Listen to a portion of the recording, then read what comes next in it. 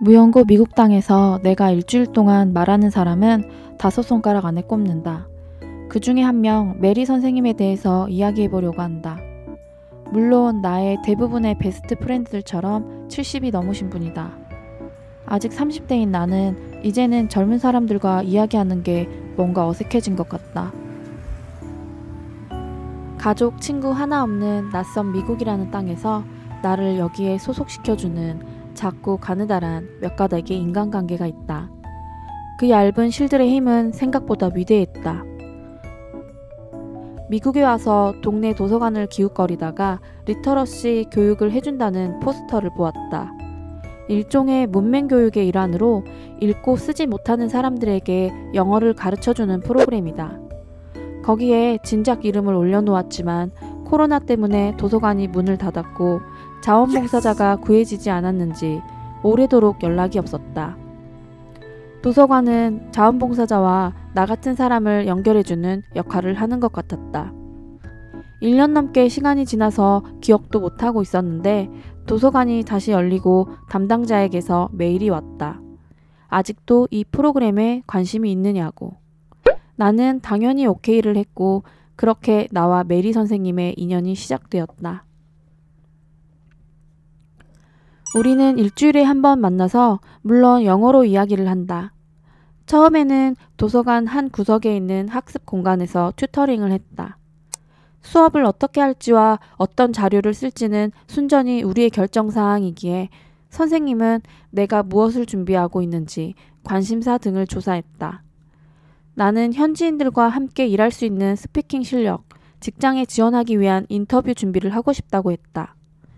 튜터링의 아주 초반에는 주로 영어 문제집의 리딩, 문제풀이 등을 하고 선생님이 어떤 책을 읽어오라고 하면 내가 읽어와서 그 내용을 서로 이야기하거나 질문을 주고받았다. 그러다가 만남 장소를 커피숍으로 옮기고 나서는 수업이 조금 더 캐주얼하게 바뀌었다. 영어 문제집 대신에 뉴욕타임즈의 신문기사를 가져오셔서 내가 그걸 읽고 서로 이야기를 나누거나 주로 대화를 하면서 스피킹 연습을 한다. 부끄럽게도 나는 미국에 살고 있지만 지난 몇 년간 은둔형 삶을 사느라 미국 사람들이랑 이야기를 해본 적이 별로 없다. 이혼을 하고 나서는 특히나 낮은 자존감, 불안함, 우울함, 낮은 동기 등으로 나만의 컴포트 존에서 머물며 고립된 생활을 했다. 보고 듣고 말하지 못했던 헬렌 켈러만큼은 아니지만 나도 어느 정도는 어둡고 눈에 띄지 않는 곳에서 그림자 같은 생활을 했다. 그런 내게 메리 선생님은 설리반 선생님 같았다. 내가 미국이라는 낯선 나라를 배우게 해주는 눈과 귀가 되어주는 유일한 통로 같은 느낌. 신문 기사의 내용은 미국에서 큰 인기를 끈 한국의 파친코라는 드라마에서부터 낙태 이슈와 대법원 판결 내용, 아시아 국가의 낮아진 출산율 문제, 그리고 레스토랑에서 일하는 직원들의 임금 문제 등 다양했다. 선생님은 내가 관심 있어 할 만한 주제를 찾아서 준비해 오시는 것 같았다. 그 외에도 미국에서도 이야기가 많이 되고 있는 성소수자에 관한 이야기, 그리고 인권에 관한 이야기들도 많이 들려주셨다. Both of them in a way is that it only talks about the Black American experience. It doesn't really mention very much about Asians or Hispanics, and their stories are equally important, and they certainly experienced just as much racism in this country as Black Americans have. But I couldn't find a book that was more inclusive.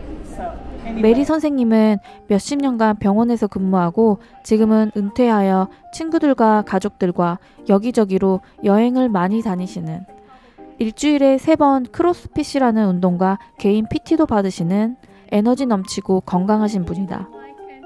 나이는 정확히 모르지만 아마 60대 아니면 70대인 듯하다. 내가 흔히 영화에서 많이 보아왔던 중산층 백인 여성이다. 남편은 변호사였는데 선생님이 40대일 때 이혼을 하셨고 아이 셋은 장성해서 이제 손자까지 생기셨다. 이 선생님은 여행을 정말 많이 다니시는데 내가 본 것만 해도 미국 내 여행, 멕시코 여행 등 여러 번이고 5개월밖에 안 남은 이번 해에 2번의 유럽 여행이 더 예약되어 있으시다. 지난번에는 선생님의 지인들과 함께 식사 자리도 가졌다.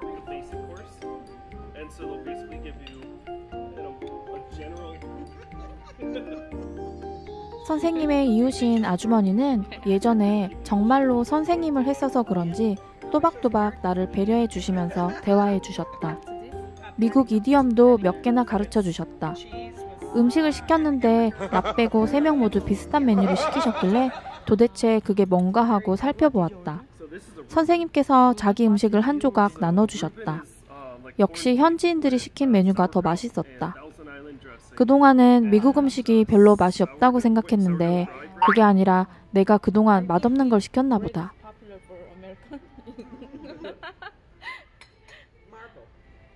But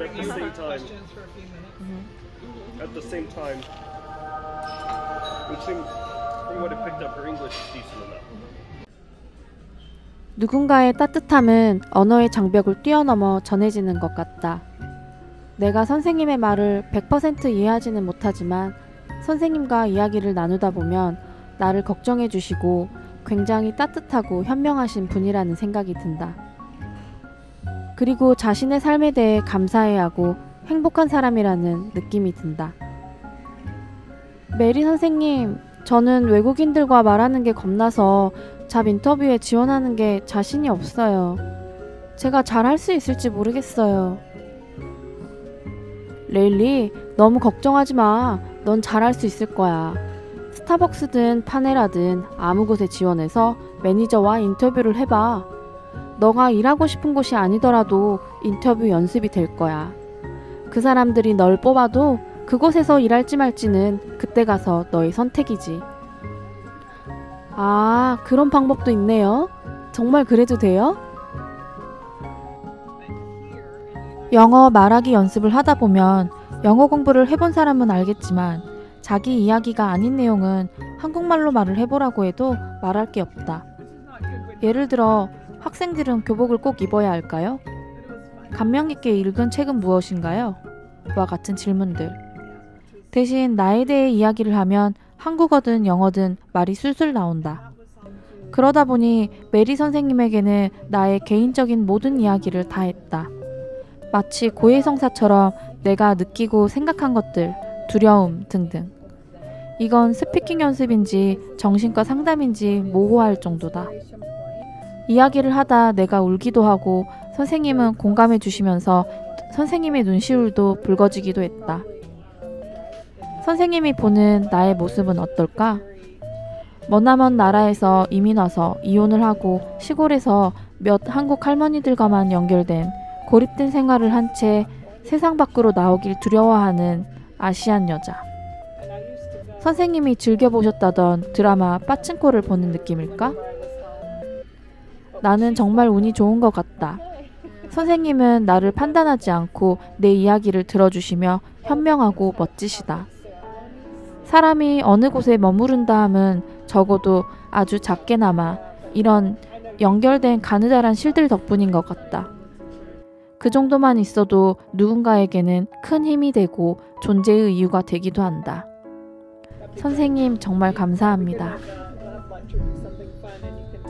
그리고 나도 선생님처럼 따뜻한 사람이 되어야겠다.